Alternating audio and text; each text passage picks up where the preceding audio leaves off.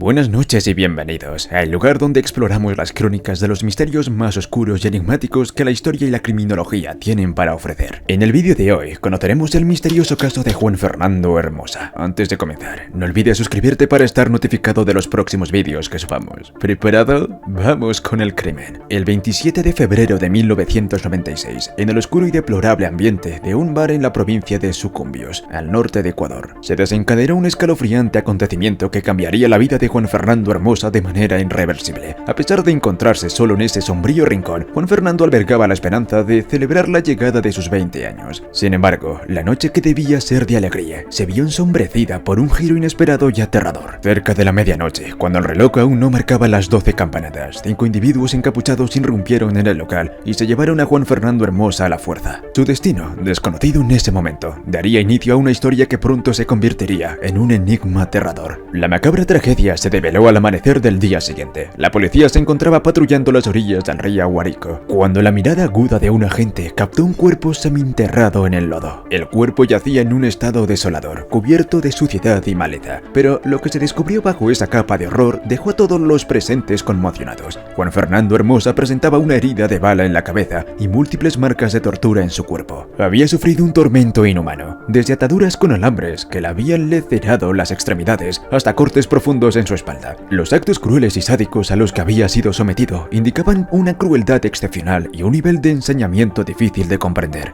El rostro de Juan Fernando al principio era indistinguible debido a la extensión de las brutales heridas que lo habían desfigurado. Sin embargo, en medio de este escenario de horror, un agente de policía notó algo que sobresalía de la chaqueta del joven. Eran documentos, entre los que destacaba unas identificaciones estudiantil de un instituto de educación a distancia. En ese documento, el nombre de Juan Fernando Hermosa era legible, y este hallazgo permitió finalmente identificar a la víctima y dar inicio a una investigación que arrojaría luz sobre este misterio aterrador. El enigma que rodeaba a Juan Fernando Hermosa se profundizó cuando, entre los documentos hallados juntos a su cuerpo torturado en el río Aguarico, se descubrieron detalles sorprendentes, además de una boleta de libertad emitida por un tribunal de menores. Uno de los hallazgos más intrigantes fue el recorte del periódico que mencionaba el síndrome Hermosa, un nombre que había resonado en todo el país. Las autoridades se encontraron en un dilema. ¿Era posible que Juan Fernando Hermosa, que había sido conocido como el asesino más joven en la historia del Ecuador y cuyos crímenes habían mantenido al país en vilo, se hubiera transformado en victimario a víctima en una sola noche? El misterio de su vida y su impactante final generó preguntas sin respuesta. Para comprender plenamente la historia de Juan Fernando Hermosa, es esencial explorar su pasado y su origen. El criminalista nocturno, nacido el 28 de febrero de 1976 en un barrio empobrecido en el cantón Sucio de la provincia de Sucumbíos, Ecuador. Sus padres biológicos, desprovistos de los recursos necesarios para criar al niño, tomaron la difícil decisión de llevarlo a un orfanato de Clemente Vaquerito, ubicado en la ciudad de Bobahoyo. El destino de Juan Fernando parecía cambiar de rumbo cuando fue adoptado por Olivia Hermosa Fonseca y Soy de la Amada Suárez, una pareja acomodada de Quito. Estos padres adoptivos se trasladaron a un barrio en la zona norte de la ciudad, llenos de esperanzas y con la determinación de brindar al niño un futuro más prometedor. Para lograrlo, cortaron todos los lazos con sus padres biológicos y decidieron mantener en secreto la adoptación, creando una familia que resultaría ser excepcional. Olivio, el padre adoptivo, era militar y propietario de una extensa cantidad de terrenos en la región oriental del país. Por otro lado, Soy la Amada era una ama de casa dedicada y entregada a su hogar. Esta familia adoptiva peculiar y acomodada, que ocultó cuidadosamente el origen de Juan Fernando, trataba de darle al niño las mejores oportunidades y comodidades en la vida. La metamorfosis de Juan Fernando, de una infancia difícil y la adoptación por parte de una familia acomodada, hacía su escalofriante final. Dejó a las autoridades y al público desconcertados. ¿Qué eventos y circunstancias llevaron a este oscuro desenlace? ¿Qué papel desempeñó su pasado en su vida adulta? Las respuestas a estas preguntas siguen siendo un enigma, y el caso de Juan Fernando Hermosa continúa siendo un misterio intrigante en la historia de Ecuador. La historia de Juan Fernando Hermosa se profundiza al explorar su entorno familiar y los acontecimientos que marcaron su niñez.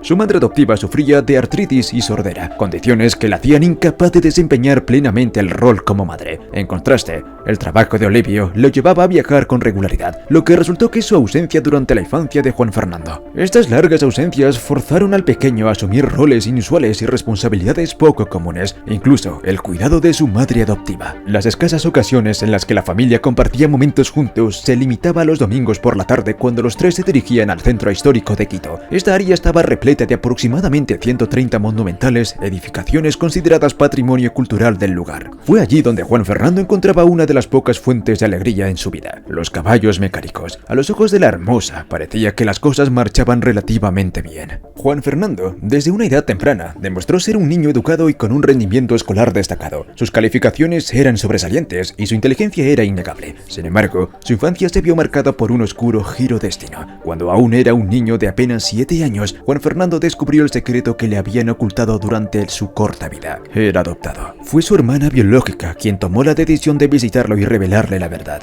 un evento que cambió su vida para siempre. A partir de ese momento, Juan Fernando nunca volvió a ser el mismo. Su inocencia infantil se desvaneció y sus acciones tomaron un rumbo siniestro. Comenzó a asesinar animales que encontraba en el barrio y llegó incluso a llevar la cabeza decapitada de un gato a la escuela, un macabro acto que habría perpetrado a sus propias manos. El impacto de esta revelación sobre su mente joven desencadenó un giro escalofriante en su personalidad, que más tarde se manifestaría de manera aún más perturbadora en su vida adulta. La historia de Juan Fernando Hermosa continúa con su perturbador cambio durante la adolescencia. El risueño niño de rostro delgado, piel morena y pelo rizado se transformó en un adolescente extremadamente delgado, de ojos saltones que parecían albergar una profunda tristeza. Pero lo más preocupante era su creciente obsesión con actos siniestros. En ocasiones llegaba al extremo de beber la sangre de animales, un comportamiento que inquietaba a quienes lo rodeaban. Este oscuro giro en su personalidad llevó a Juan Fernando a convertirse en una persona problemática. Abandonó la escuela y comenzó a involucrarse en actividades delictivas. A los 15 años pasaba la mayor parte de su tiempo fuera de casa, frecuentando bares, discotecas y en particular salas de juegos electrónicos ubicadas en el sector de la Marín en la ciudad. Fue allí donde conoció a su grupo de 10 jóvenes que compartían sus mismos intereses, y debido a su fuerte personalidad, rápidamente se convirtió en el líder del grupo. De hecho, ya nadie se refería a él como Juan Fernando, todos lo llamaban por su apellido, Hermosa. Al principio, lo que parecía unirlos era su afición a los videojuegos, pero la situación escaló con rapidez. El grupo comenzó a cometer delitos menores, como el robo de casas y almacenes. Durante una de estas actividades delictivas, Juan Fernando Hermosa fue descubierto por la policía. Sin embargo, demostró ser extremadamente astuto y no dudó en proporcionar un nombre falso: Juan Carlos Acosta. Con este engaño, logró ser liberado, manteniendo su deseo insaciable por la vida delictiva. La vida delictiva de Juan Fernando Hermosa continuó su escalada. Después de su arresto por intentar robar un vehículo con otros jóvenes, fue enviado a una institución de menores. Sin embargo, lejos de enmentar su camino, Hermosa persistió en su senda delictiva, liderando una cuadrilla que cometía una serie de crímenes durante el año 1991. Sus hazañas criminales se multiplicaron al punto que toda la ciudad estaba al tanto de su existencia, y el temor que los inspiraban les valió un apodo infame: la Pandilla del Terror. Pero el 22 de noviembre de ese mismo año, esta pandilla de jóvenes criminales decidió cruzar un umbral aún más oscuro al pasar de la comisión de delitos menores a perpetrar un acto atroz. Esa noche, Juan Fernando Hermosa y sus amigos se dirigieron a una discoteca situada cerca del puente de la Guambra, en la concurrida avenida 10 de agosto, una de las arterias principales de la ciudad.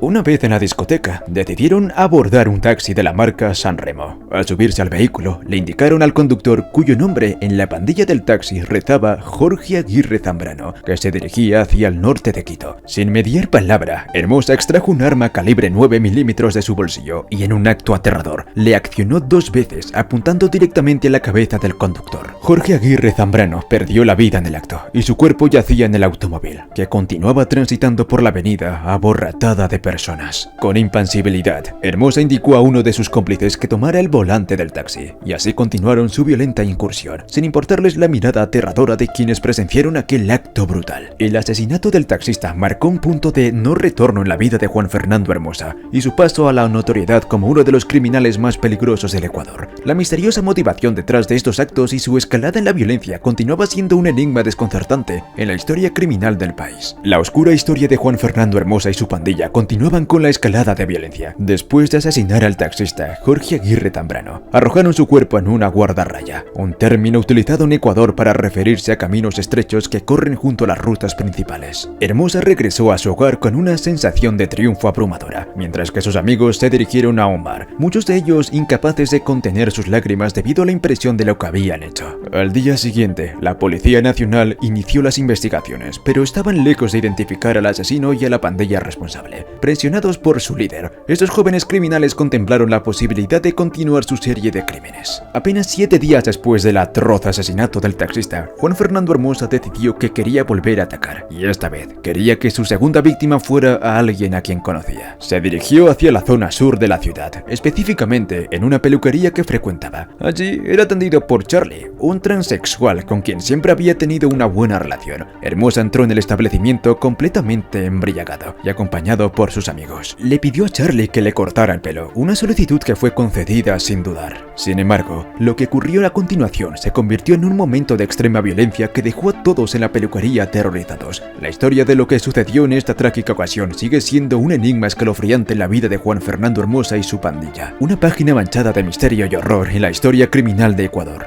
La espiral de violencia de Juan Fernando Hermosa no mostraba señales de detenerse. Después de asesinar al peluquero Charlie en un acto de brutalidad, invitó a sus amigos a su casa con la promesa de compartir algunas botellas. Sin embargo, una vez en su domicilio, Hermosa provocó una pelea con el peluquero y pidió a sus amigos que lo defendieran. Los 10 jóvenes, bajo la influencia de Hermosa, comenzaron a golpear a Charlie, quien intentó en vano pedir ayuda. Irritado por los gritos de súplica, Juan Fernando Hermosa extrajo un arma calibre 9 milímetros de su chaqueta y lo accionó 5 veces, acabando con la vida de Charlie. Había salido victoriosa de su segundo crimen, lo que solo aumentó su sed de poder y control sobre su pandilla. Durante las semanas siguientes, Hermosa siguió el mismo modus operandi, asesinando siempre durante los fines de semana cuando salía con su pandilla. Sus víctimas eran seleccionadas con minuciosidad, taxistas y homosexuales. A los primeros le elegía cuidadosamente, asegurándose de que condujeran un taxi con la marca de San Remo, ya que este tipo de vehículos no se apega al subir por los empinadas pendientes de Quito. Después de privar a sus víctimas de la vida, Hermosa se apoderaba de sus vehículos. El único desvío de su patrón ocurrió cuando asaltó a un conductor de camioneta y a su ayudante para llevarse el vehículo. En menos de 3 meses, Juan Fernando Hermosa eliminó a un total de 8 taxistas y 11 homosexuales. Todas sus víctimas compartían un punto en común: caían presas de un asesino en serie cuyo motivo y sádica determinación era un misterio perturbador en la crónica criminal de Ecuador. Los impactos de bala de un arma calibre 9 milímetros se convirtieron en el siniestro sello distintivo de los crímenes, y la Policía Nacional notó que la ciudad estaba siendo acechada por un asesino en serie con un claro patrón. La noche del 14 de diciembre, Juan Fernando Hermosa cobró la vida de 3 taxistas más, y la situación se había salido por completo de control. Varias cooperativas de taxistas dejaron de operar después de las 6 de la tarde, sumiendo la ciudad en un clima de miedo y paranoia. La Policía Nacional no se quedó de brazos cruzados y creó el Centro de Operaciones de Inteligencia, cuyo único objetivo era encontrar al responsable de estos crímenes,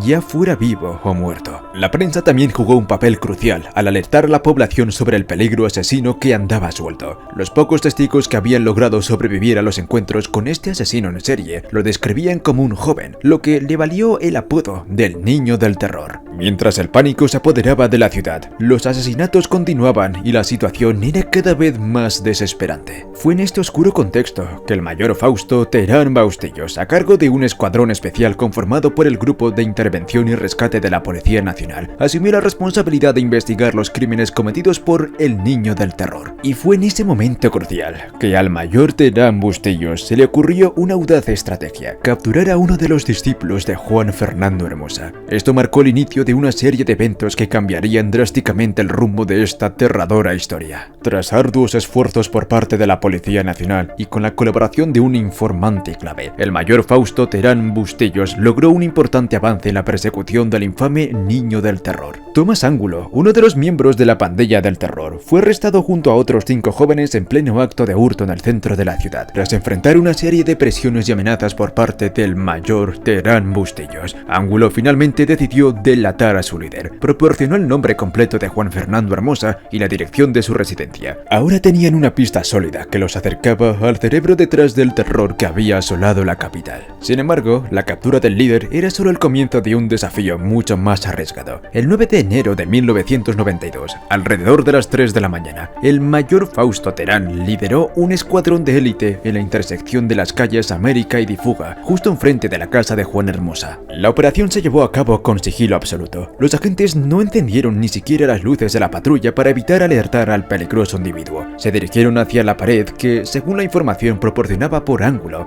daba acceso a la habitación de Hermosa. Con cuidado y sin hacer ruido, descendieron desde su tagalud ubicado en el techo de la vivienda. Su interacción era sorprender a Juan Hermosa sin darle oportunidad de escapar. Cuando finalmente ingresaron a la residencia, se encontraron con una sorpresa inesperada. La madre de Juan estaba durmiendo plácidamente en su cama. La mujer no se percató de la presencia de los agentes, pero Juan Hermosa, que se encontraba en la habitación contigua, sí lo hizo. Rápidamente, el joven criminal entró en la habitación principal, armado con su pistola calibre 9 milímetros, y comenzó a disparar de manera frenética en todas direcciones. Desató un intenso intercambio de disparos con la policía, y la tensión se prolongó durante un tiempo angustioso. La madre de Juan Hermosa, quien lamentablemente no pudo escapar de la aterradora situación en la que su hijo la había expuesto, sufrió 11 impactos de bala que pusieron fin a su vida, pero ni siquiera la muerte de la mujer que la había acompañado durante toda su niñez logró detener al niño del terror. Con una aparente sangre fría, Juan Hermosa sacó su armamento más pesado, una granada militar, y la lanzó por una ventana en dirección a los policías que se encontraban afuera. La explosión fue tan poderosa que derribó una pared de la vivienda, sepultando bajo sus escombros a 2 de los oficiales.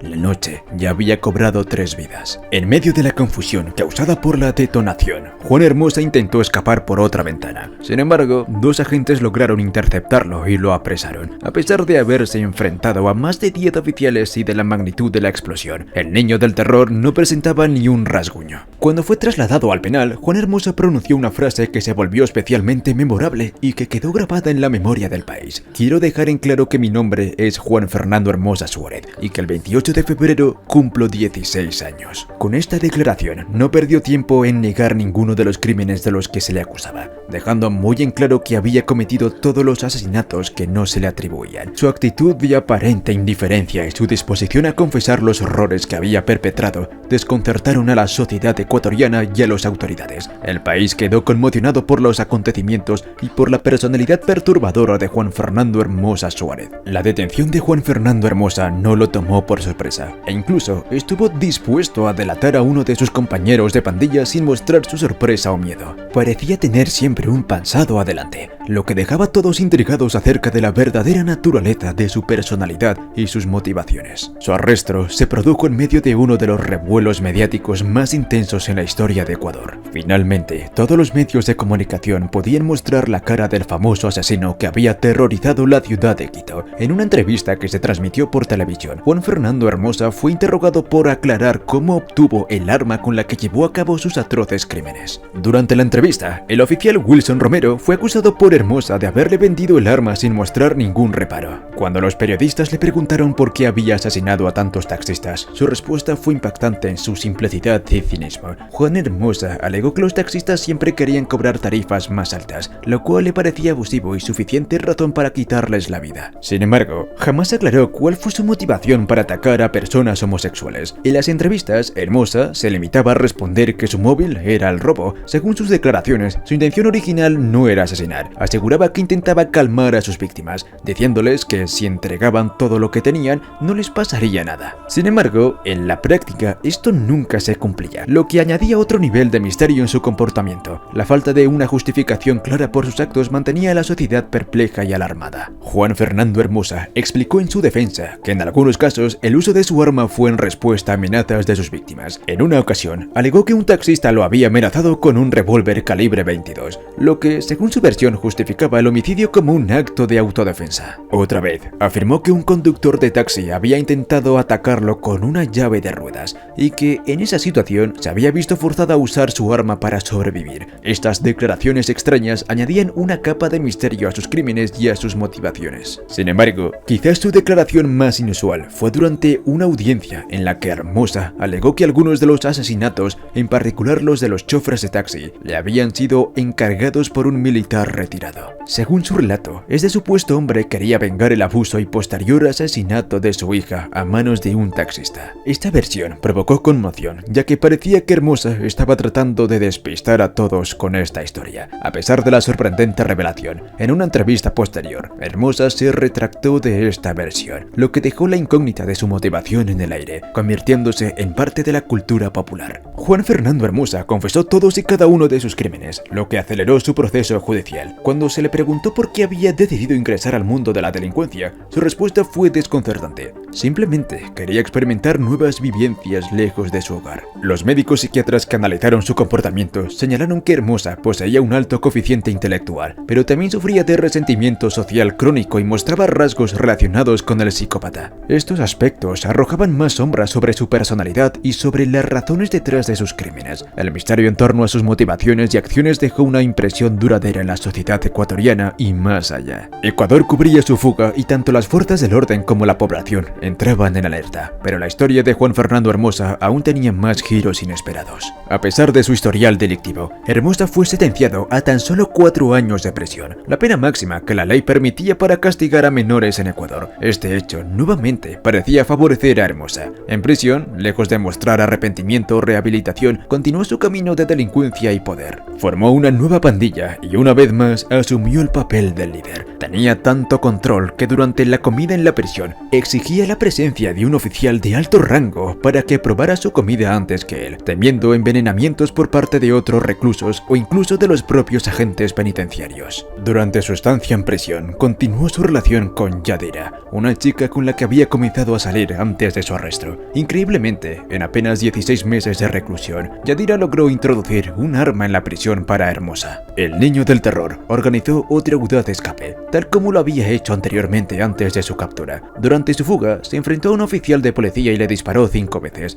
logrando nuevamente escapar de la cárcel sin cumplir ni la mitad de su condena. Una vez fuera de prisión, Hermosa se escabulló del país y cruzó la frontera hacia Colombia, estableciéndose en Bogotá. En esta ciudad, retomó sus viejos hábitos delictivos, centrando su actividad en robos de joyas que posteriormente revendía para sumas considerables. Este comercio ilegal le permitía sobrevivir como prófugo y seguir evadiendo a las autoridades. Las noticias de su fuga y sus crímenes previos comenzaron a circular ampliamente en los medios de comunicación, tanto en Ecuador como en Colombia, lo que aumentó la presión sobre las autoridades y dejó a la población preocupada por la presencia del escurrecido Juan Fernando Hermosa en las calles de Bogotá. La historia de este criminal trascendió las fronteras, dejando un rastro de misterio y peligro que intrigó y aterrorizó a la población en ambos países. Con su fotografía en todos los medios y su rostro ampliamente conocido, Juan Fernando Hermosa se encontraba en una situación desesperada. Carecía de recursos para sobrevivir, lo que lo llevó a un estado de completa desnutrición después de días sin comer, robos ni tener dinero para comprar comida.